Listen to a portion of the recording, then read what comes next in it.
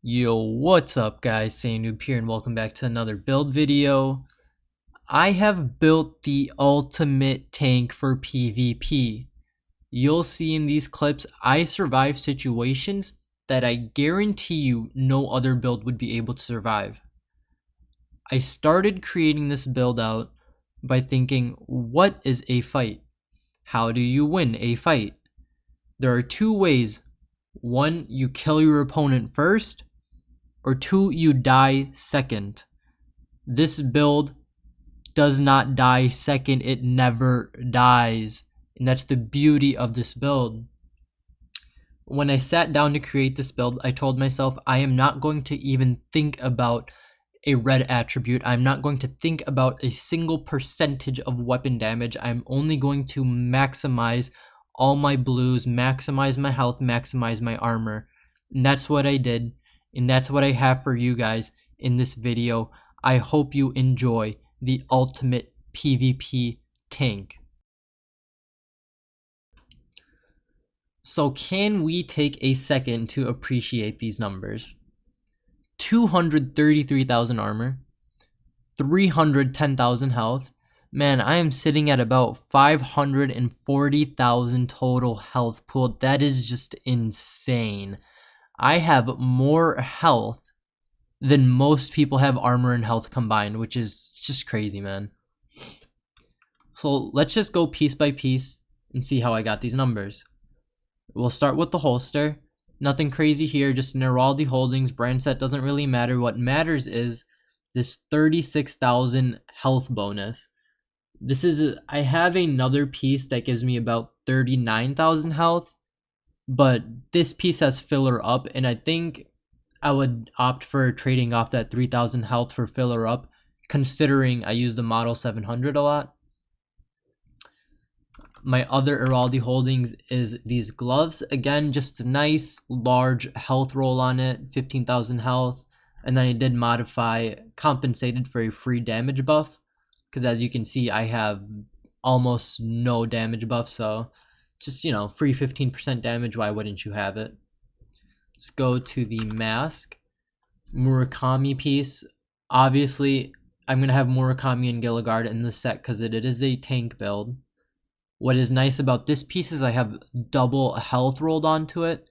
You cannot ask for a better combination on this mask for this build. Now this 3-piece Gilligard, this is the meat of the build. I don't care for the hazard protection. I don't care for the pulse skill power. What I love Gilligard for is all these mod slots you get. I get 2 on the backpack, 3 on the chest piece, 2 on the knee pads. I cannot get these numbers without all these defensive mod slots. Let me show you guys something really quick. I'm going to go ahead and strip everything. So you can see I'm at 230,000 armor, 310,000 health. I'll come here, strip this, and that drops me down to what, 203,000 armor, 280,000 health. If you guys aren't that good at math, it's all good. I did the math for you. I lost about 30,000 armor and I lost about 30,000 health. That's a 60,000 total health pool I'm missing just because of mod slots. So that's like the key to this build. Getting all your health pieces and then getting your mod slots. We can take a look at mod slots individually, see what there is to prioritize. So typically speaking, there are 2 different types of mod slots. There are defensive system slots and there are defensive protocol slots. Defensive protocols normally cater towards adding health. So typically speaking, I just go for the highest health value. Another thing you can look for is things like incoming healing. Now, I don't have any great incoming healing ones yet. I only have 1.5%. I've seen some that are like 4.5%. If I had one of those, I might opt to use if this 5,000 health one had 5% incoming healing, I would probably use that over the 7,500 with nothing else really. You know, health regen, I don't know one that's really applicable. Skill health, I don't give a shit about. So that's what you got to look out for protocol mod slots. Just, you know, maximize health or look for healing bonuses. Your system mod slots, these are the ones you want to get +% armors on these. Now, I do have quite a few. I did all this testing out individually to see, you know, what would be better. Would 2,000 armor with 3.5% bonus be better, or would the 3,000 with the 2.5% be better? It turns out the 2,000 with the 3.5 is actually better. So keep that in mind. When you're picking your defensive system mod slots, prioritize the percent armor over the actual value, because this will give you more armor overall. Now we can take a look at these pieces by themselves.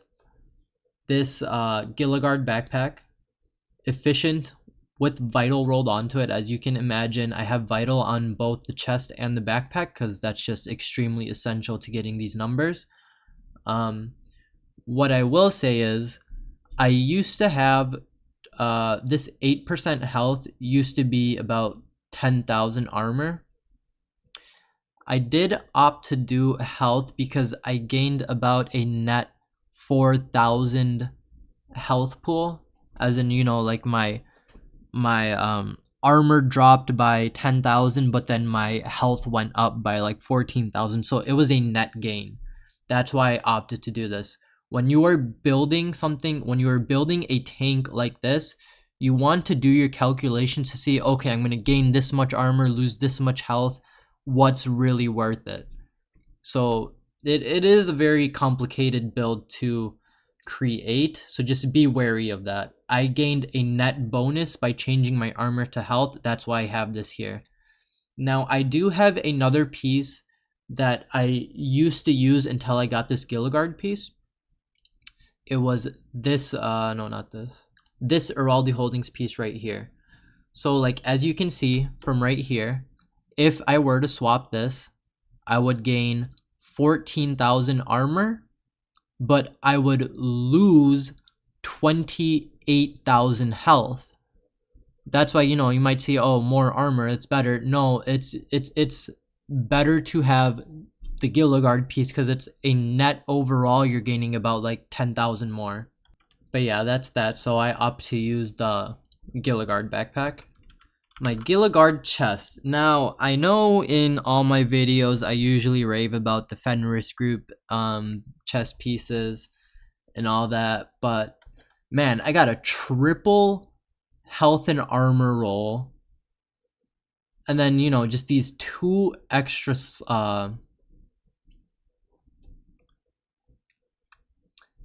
now I know I'm always raving about the Fenris group chest piece, but I mean, dude, just look at this. I got a monster triple health and armor roll with plus 20% health, and then I get two defensive mod slots that just give me that much more tank ability.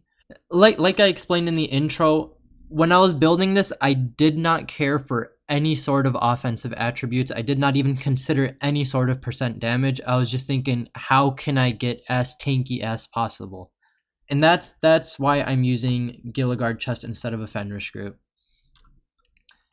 Similar reasoning here for why I'm using this Gilligard as opposed to something like this Fenris. Same stuff. I could be getting this plus 10% AR damage, but the difference is there's no mod slots on here. These two mod slots are so crucial, man. I cannot stress you guys enough. The mod slots on this build will give you these crazy numbers. You just, honestly, you got to disregard any sort of damage. Don't try to do like a hybrid where you're like, okay, I'll do some damage here, I'll do some tanking here. No, it's you're just gonna get in a really weird place. You're not gonna be a great tank. You're not gonna be doing a lot of damage. So it's like, you know, what are you even good for? So that's the things to be looking out for. What does suck about this build is that you have very little skill power, so your skills aren't that effective. But still, I opt to go with the reinforcer chem launcher and the fixer drone, just because when I'm in a fight, you guys will see in some clips, like, it helps with the survivability. You know, I'm tanking them, I'm healing a little, I'm ducking, putting some DPS out there, but the key is they cannot kill me. One thing I will mention is there are two ways to play this build.